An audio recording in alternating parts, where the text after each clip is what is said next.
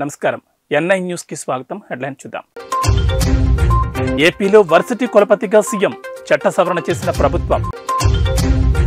Amit Shah JP నడ్డాలతో Chandrababu సమావేశం. ఎన్డీఏలో చేరికపై చర్చ. వరల్డ్ నెంబర్ 1 అయ్యాక బుమ్రా తొలి కామెంట్, ఫ్యాన్స్ పై విసుర్లు. ఏపీలో అద్భుతం జరగబోతోంది. కేసీఆర్ ఓడిపోయారు, జగన్ ఎంత? నాగబాబు. ఆంధ్రప్రదేశ్లో ఓ యూనివర్సిటీకి ముఖ్యమంత్రి ఛాన్సలర్ గా వ్యవహరించేలా చట్టానికి సవరణలు చేశారు. రాజీవ్ గాంధీ వైజ్ఞానిక సాంకేతిక విశ్వవిద్యాలయం ఛాన్సలర్ గా సీఎం వ్యవహరించేలా రాష్ట్ర ప్రభుత్వం ప్రవేశపెట్టిన బిల్లుకు బుధవారం అసెంబ్లీ ఆమోదం తెలిపింది. విద్యాశాఖ మంత్రి బొత్స సత్యనారాయణ ఈ బిల్లును సభలో ప్రవేశపెట్టారు. యూనివర్సిటీలకు సాధారణంగా గవర్నర్లు కులపతులుగా వ్యవహరిస్తారన్న విషయం తెలిసిందే. అయితే తమిళనాడు, పశ్చిమ బెంగాల్లో అక్కడి గవర్నర్లు, ప్రభుత్వాలకు మధ్య విభేదాలు తలెత్తడంతో అన్ని వర్సిటీలకు సీఎంలే ఛాన్సలర్లుగా ఉండేలా చట్టానికి సవరణలు చేశారు. ఏపీలో IIITల కోసం ఏర్పాటు చేసిన RGUKTకి ముఖ్యమంత్రి కులపతిగా ఉండేలా చట్టాన్ని సవరించారు.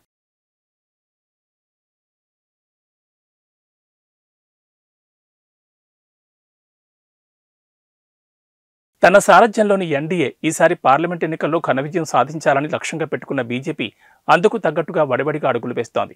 ఈ క్రమంలో తన కూటమిలోని పాత మిత్రులను మళ్లీ దగ్గరకు తీసుకునే ప్రయత్నాలు ముమ్మరం చేసింది. ఇప్పటికే బీహార్ ముఖ్యమంత్రి నితీష్ కుమార్ను మళ్లీ తన పంచుకు తెచ్చుకుంది. అలాగే ఏపీలోని ప్రధాన ప్రతిపక్షం ఒకప్పటి తన మిత్రపక్షమైన టీడీపీని కూడా కలుపుకుపోవాలని భావిస్తోంది. ఇందులో భాగంగా ఈ రెండు పార్టీల మధ్య ఇటీవల చర్చలు మొదలయ్యాయి.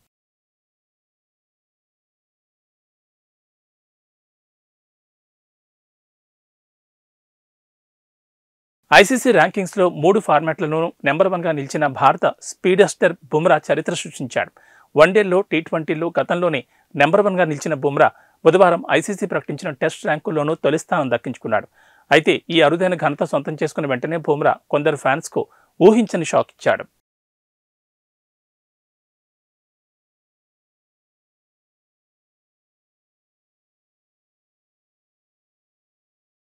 ఏపీలో రాజకీయాలు రసవత్తర మలుపు తిరగబోతున్నాయి. ఇప్పటికే టీడీపీ, జనసేనలు పొత్తులో ఉండగా తాజాగా బీజేపీ ఈ కూటమిలో చేరే అవకాశాలు స్పష్టంగా కనిపిస్తున్నాయి.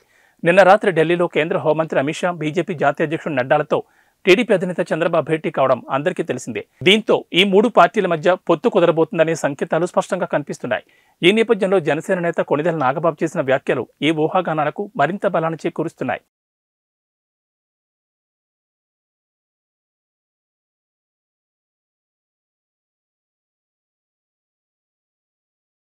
మొదటి రోజు అసెంబ్లీకి ఎమ్మెల్సీ బల్మూరి వెంకట్ ఆర్టీసీ బస్సులో వచ్చారు. నాంపల్లిలో బస్సు ఎక్కి అసెంబ్లీకి వచ్చారు వెంకట్. ఉచిత బస్సు ప్రయాణంపై మహిళలతో మాట్లాడారు. వారి అభిప్రాయాలను వెంకట్ తెలుసుకున్నారు.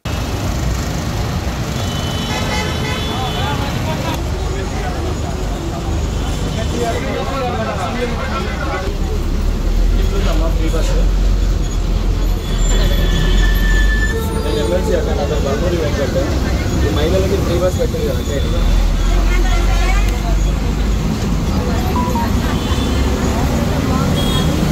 ఆటో వాళ్ళు స్ట్రైక్ చేస్తుంటారా? సో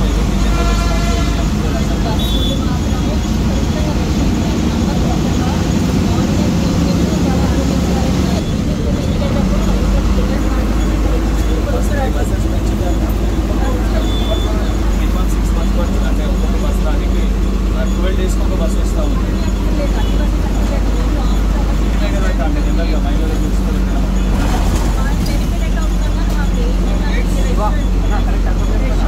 कैसा है कैसे है ये फ्री बस रखे ना महिला को? कैसे अच्छा है? खुश है? कुछ दिक्कत है? ना टिकट अच्छा है इसको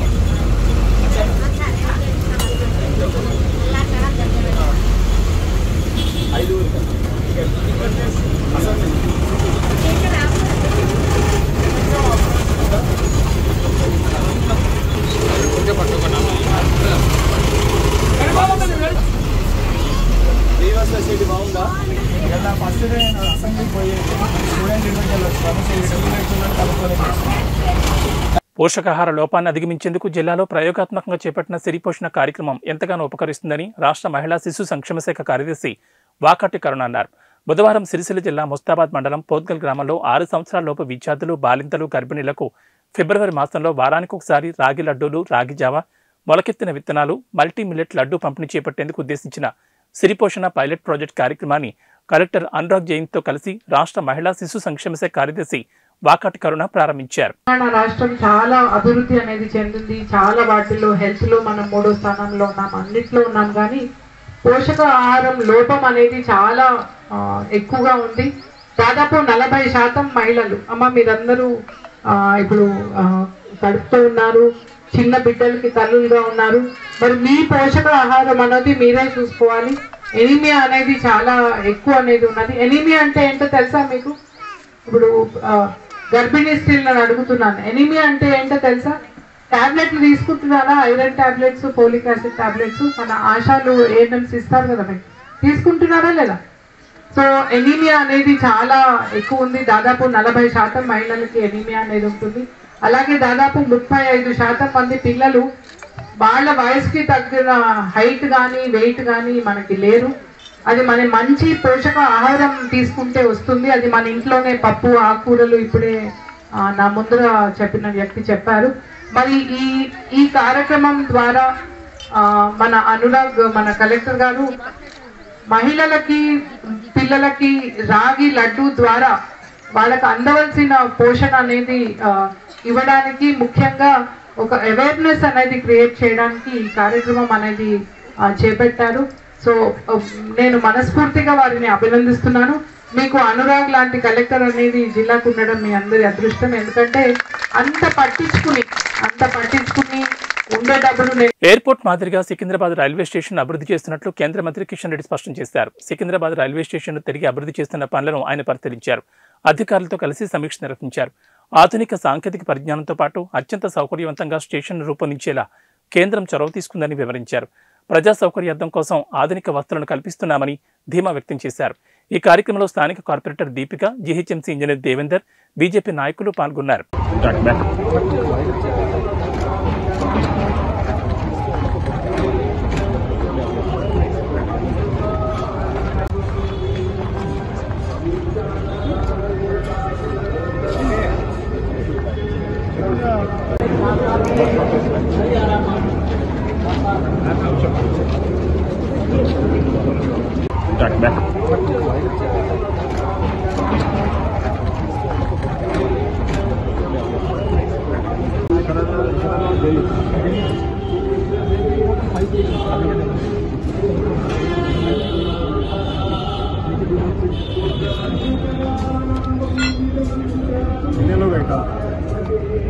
पूरा उधर ही దుండగుల చేతిలో దాడికి గురైన తమ సిబ్బందిని RTC MD VC Sajjanar, IPS బాధితులను పరామర్శించారు. హైదరాబాద్ తార్నాకలోని టీఎస్ఆర్టీసీ ఆసుపత్రిలో చికిత్స పొందుతున్న వారిని స్వయంగా కలుసుకుని ఆరోగ్య వివరాలు అడిగి తెలుసుకున్నారు. ఆరోగ్య పరిస్థితితో పాటు దాడి జరిగిన తీరును వారిని అడిగి తెలుసుకున్నారు. మెరుగైన వైద్యం అందించాలని వైద్యులకు సూచించారు. ఈ దాడికి పాల్పడిన వారిని అరెస్ట్ చేసిన పోలీసులు రిమాండ్కు తరలించిన విషయం తెలిసిందే.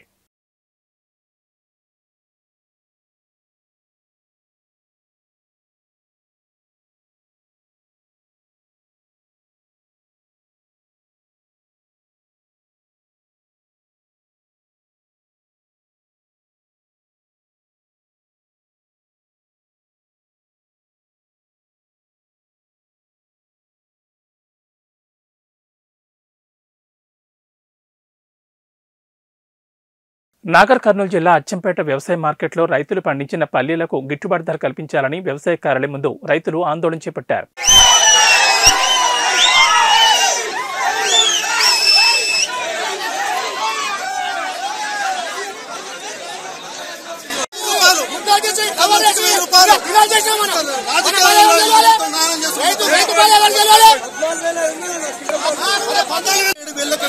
ముఖ్యమంత్రి మాట్లాడేయాలి.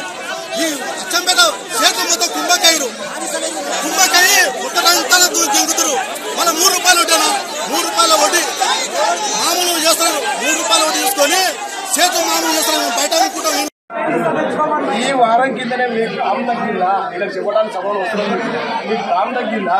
లేకపోతే వెచ్చర్లా కానీ, వనపర్తి కానీ, నాగర్ కర్నూలు కానీ మన ఏరియాలో ఏ రేట్ వేస్తుంది? ఆ రేట్ గిట్ట ఆ రేట్ అక్కడ వేస్తున్నాం. వర్షాలు పడ్డాయా? ఏంది వర్షం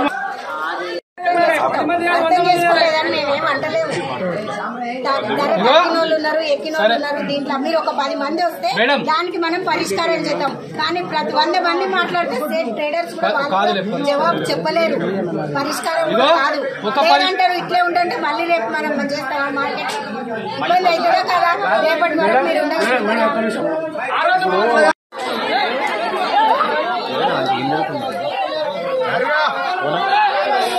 చేతి వృత్తులు, కుల వృత్తుల వారికి ఆర్థిక భద్రత కల్పించే లక్ష్యంతో కేంద్ర ప్రభుత్వం ప్రవేశపెట్టిన ప్రధానమంత్రి విశ్వకర్మ యోజన పథకాన్ని అర్హులు సద్వినియోగం చేసుకోవాలని నాగర్ కర్నూలు జిల్లా కలెక్టర్ పి ఉదయ్ కుమార్ సూచించారు.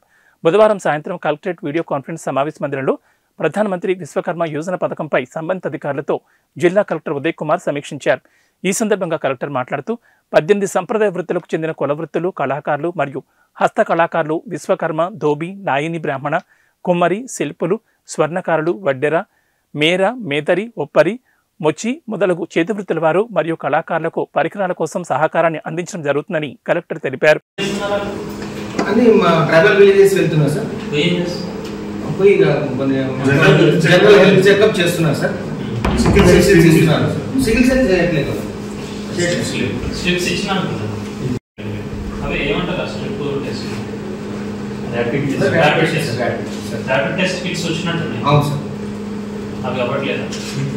అంటే ముందు ఇచ్చేస్తారు అవి, వాళ్ళు ఇంతకుముందేమో జనరల్ చెక్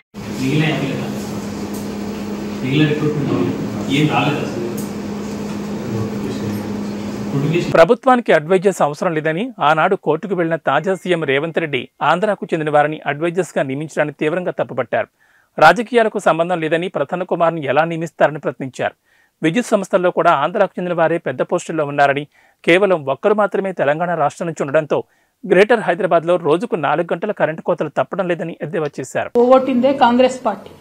ఐఎన్టీయూసీ అని కాంగ్రెస్ పార్టీ యొక్క ట్రేడ్ యూనియన్ ఏదైతే ఉంటుందో వాళ్ళ సంతకాలతోని, ఏఐటీయూసీ సంతకాలతోని, తెలుగుదేశం పార్టీ ట్రేడ్ యూనియన్ సంతకాలతోని జాతీయ, రాష్ట్రీయ ట్రేడ్ యూనియన్లు అన్నీ కలిపి ఆనాడు డిపెండెంట్ ఉద్యోగాలను పోడగొడితే కేసీఆర్ గారు వచ్చి డిపెండెంట్ ఉద్యోగాలు ఇచ్చి 20,000 నియామకాలు జరపడం జరిగింది.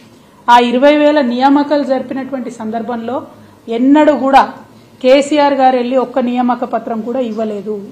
ఇది కేవలం సింగరేణి సంస్థలో రెగ్యులర్ గా జరిగేటటువంటి ఒక ప్రొసీజర్ గా ట్రీట్ చేసి అక్కడ లోకల్ స్థాయిలో ఉండేటటువంటి జనరల్ మేనేజర్స్ అంటే జీఎంల పరిధిలో నియామక పత్రాలు ఇచ్చేటట్టుగా బీఆర్ఎస్ ప్రభుత్వం ఈ అంశాన్ని అంతటిని కూడా టేకప్ చేసి, కానీ ఇప్పుడున్నటువంటి గౌరవ ముఖ్యమంత్రి వర్యులు జీఎం స్థాయిలో చేయాల్సినటువంటి పనిని హైదరాబాద్కి తీసుకొచ్చి సీఎం గారి స్థానాల్లో ఈ నియామక పత్రాలు ఇస్తా ఉన్నారు.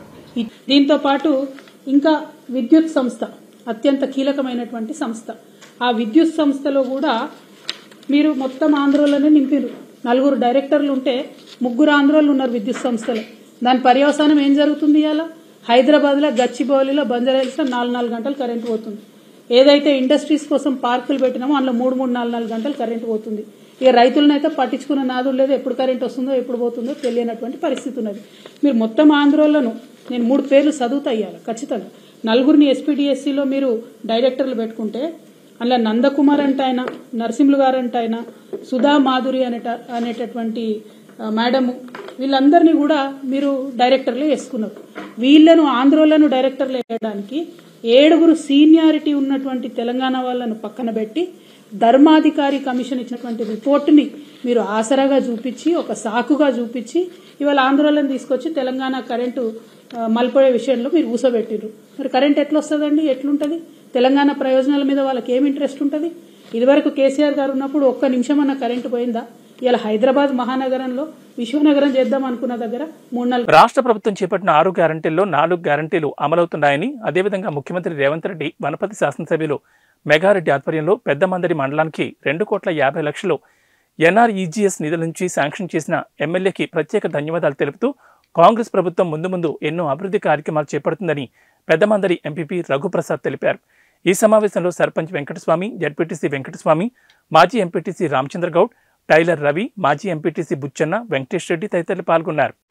గౌరవనీయులు మన ఎమ్మెల్యే తూడి మెగారెడ్డి గారు గెలిచిన 2 నెలలు పూర్తి కాకముందే ప్రతిపక్షాలు విమర్శిస్తున్న దానికి బదులుగా ఈరోజు మన ఒక్క మండలానికి మాత్రమే 2.5 కోట్లు ఈజీఎస్ రోడ్ల విషయంలో సాధించుకొని తీసుకొని వచ్చినటువంటి తీరు ఈరోజు ప్రతిపక్షాలకు నోట్లో పచ్చిమిరకాయ పడ్డట్లయితా ఉంది.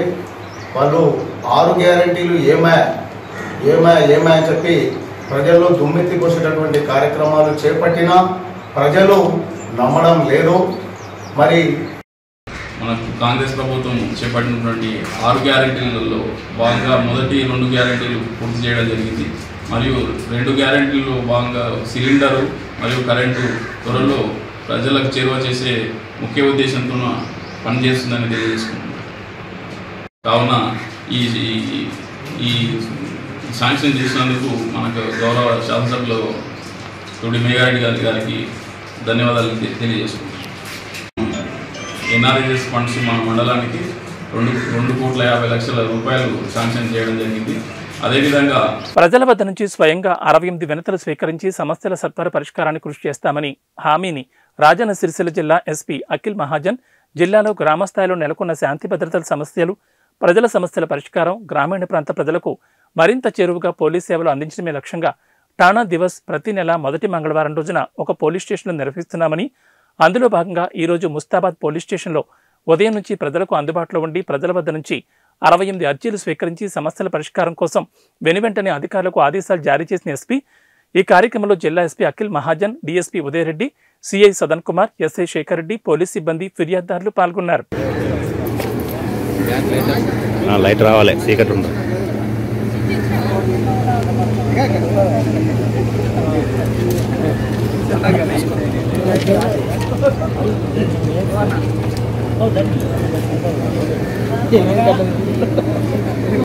థానా దివస్ అంటే ఒక పోలీస్ సైడ్ నుండి కమ్యూనిటీ పోలీసింగ్ ప్రోగ్రామ్, ఒక చిన్న ఇనిషియేటివ్ మన జనాలకి దగ్గర పోదాన్ని. ఇదే ప్రోగ్రాంలో జనాలు మన దగ్గర వచ్చి అంటే ఎస్పీ దగ్గర వచ్చి వాళ్ళకి ఫిర్యాదు ఇస్తారు. క్రిమినల్ ఉంటే మనం ఎఫ్ఐఆర్ నమోదు చేస్తాము, సివిల్ ఇష్యూస్ ఉంటే వాళ్ళకి గైడ్ చేస్తాము. ఏం చేయాలి, ఎవరి దగ్గర అంటే కోర్టులో పోవాలి, కోర్టులో ఎట్లా పోవాలి, లీగల్ సర్వీస్ అథారిటీ ఉంది వాళ్ళ దగ్గర పంపిస్తాము. సో దట్ వాళ్ళకి మొత్తం పర్ఫెక్ట్గా గైడెన్స్ ఉంటుంది. ఇక్కడ నుండి మొత్తం మనము చూసుకుంటాము. దాని తర్వాత కూడా 1 month తర్వాత రివ్యూ ఉంటుంది, అంటే నిన్న ఇన్స్పెక్టర్స్తో. సో దట్ పిటిషన్స్ ఏమేమి వచ్చినాయి, దానికి ఏమైనా కన్క్లూజన్ వచ్చిందా లేదా, ఉద్దేశం అదే దట్ ఏమైనా ఇష్యూస్ ఇప్పటివరకు అంటే క్రిమినల్ ఇష్యూస్ ఏమైనా సాల్వ్ కాలేదు దానికి నమోదు చేయాలి. ఊరూరులో ఏమైనా గొడవ అవుతున్నాయో అదే ఆపాలి. జస్ట్ ఒక community policing program. Thank you. Is almost దాదాపు 20 వరకు అయి ఉండొచ్చు సార్. సొల్యూషన్ చాలాది అయినాయి. నిన్న కూడా చందుర్తి రివ్యూ తీసుకున్నాను నేను సార్. దానిలో సిఐకి నేను 10 ఇస్తే 10లో 8 సాల్వ్ అయినాయి. అంటే వాళ్ళ ఇద్దరు మాట్లాడి వాళ్ళే సాల్వ్ చేశారు. అట్లా కూడా అయినాయి. 2-3 సివిల్ ఇష్యూస్ ఉంటే వాళ్ళ కోర్టులో కూడా పోయి సివిల్ కేసు కూడా వాళ్ళ నమోదు చేశారు. జస్ట్ లైక్ రాజమార్గమే రాజమార్గం ఒక స్టాండ్ అంటే దట్ వాళ్ళ ఇష్టం వాళ్ళు చేయాలి. అంటే బయట చేసుకోవచ్చు, కాంప్రమైజ్ పోలీస్ వల్ల చేయరు. బయట వాళ్ళ కూడా పోలీస్ పేరు చేసి వాడుకొని కాంప్రమైజ్ చేస్తారు, అది కూడా తప్పు. అది కూడా మన దగ్గర మన దృష్టిలో తీసుకుని రండి, అది కూడా తప్పు. ఒఫెన్సెస్ ఇప్పుడు మనం దానికి సైబర్ ఒఫెన్సెస్ జరిగిన 2 కారణం. ఒకటి మన గ్రీడ్, మనకి డబ్బులు వస్తుంది, అది తక్కువ దారిలో ఎక్కువ డబ్బులు వస్తుంది, తక్కువ దారిలో బైక్ వస్తుంది, తక్కువ దారిలో బంగారం వస్తుంది, లేకపోతే ఫోన్ వస్తుంది, అదే ఒకటి. నెక్స్ట్ ఏంటి అంటే మనకి అవగాహన లేదు. ఈ 2 కారణం వల్ల మన సైబర్ ఒఫెన్సెస్ జరుగుతాయి. వాళ్ళ వేరే రాష్ట్రంలో ఎక్కడైనా వాళ్ళ కూర్చొని ఇది చేస్తారు. మన జస్ట్ జాగరూక ఉండాలి. ఎవరైనా మీకు ఫోన్ చేసి మెసేజ్ చేస్తే దట్ మీరు లాటరీ గెలిచారు, లేకపోతే క్రెడిట్ కార్డు వస్తుంది, క్రెడిట్ కార్డు వస్తే మీరు ఈ యాప్ డౌన్లోడ్ చేయండి, అట్లా ఏం చేయకండి. దయచేసి మీకు ఏమైనా ఉంటే డైరెక్ట్లీ బ్యాంక్ వెళ్ళి బ్యాంక్ వాళ్ళతో మాట్లాడి బ్యాంకులో వెళ్ళి అన్నీ ఏమైనా ఉంటే అదే చేయండి. మీ ఓటీపీ వస్తుంది. తల్లిదండ్రులు మైనర్ పిల్లలకు వాహనాలు ఇవ్వద్దని పట్టణ సీఐ పురుషోత్తం చారి అన్నారు. నిర్మల్ జిల్లా కేంద్రంలో బుధవారం ట్రాఫిక్ పోలీసులు స్పెషల్ డ్రైవ్ చేపట్టి వాహనాల తనిఖీలు చేపట్టారు. లైసెన్సులు లేకుండా వాహనాలు నడుపుతున్న పలువురిపై కేసులు నమోదు చేశారు. మైనర్లు వాహనాలు నడుపుతూ పట్టుబడితే వారి తల్లిదండ్రులపై కేసులు నమోదు చేస్తామని హెచ్చరించారు. ఇందులో ట్రాఫిక్ ఎస్ఐలు రాజశేఖర్, సాయి ఉన్నారు.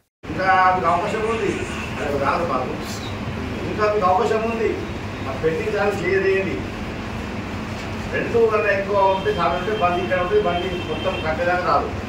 ఎందుకంటే అవకాశం 60% అవకాశం సబ్సిడీ ఉంది, 80% సబ్సిడీ ఉంది. ఇంకేం కాదు మీకు తక్కువనే ఇబ్బంది అవుతుంది.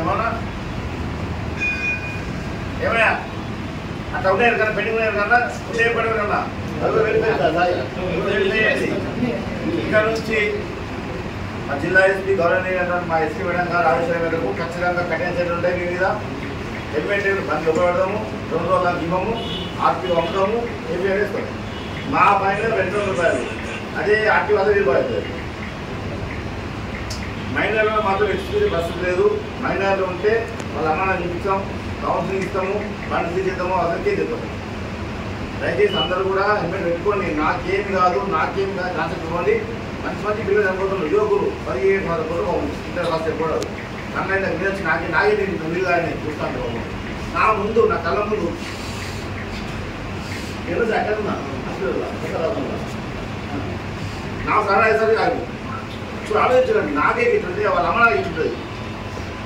ఒక 17 సంవత్సరాల పిల్లలు చావు పడుతున్న హాస్పిటల్ సెక్షన్ అనుకోని డాక్టర్లు అధివేతులు అన్ని ప్రయత్నం చేస్తున్నారు. డాక్టర్లు చెత్త వీరో కండిషన్ అయినా కానీ చావు అమ్మలేదు. అది మీ అమ్మ రావచ్చు. మీరు తప్పించుకోవాలంటే కేవలం మార్గం ఒకటే, మాకు హెల్మెట్ మార్గం. దయచేసి చెప్తున్నా, నాకేమీ కాదు అనే కాన్సెప్ట్ మర్చిపోండి. ఖచ్చితంగా మీకైతే మీకన్నా ఎక్కువ బాధపడేది మీ అమ్మ బాధపడదు. వాళ్ళు బతుకు శవాలేదు, వాళ్ళు చచ్చిపోతారు, వాళ్ళు బతుకు శవాలకి ఉంటారు. మేము చూసుకుంటా ఎంచుకుంటున్నారు, వాళ్ళు చిత్రం అయిపోతారు. మీరు ప్రత్యక్షంగా పరోక్షంగా మీ అమ్మను కూడా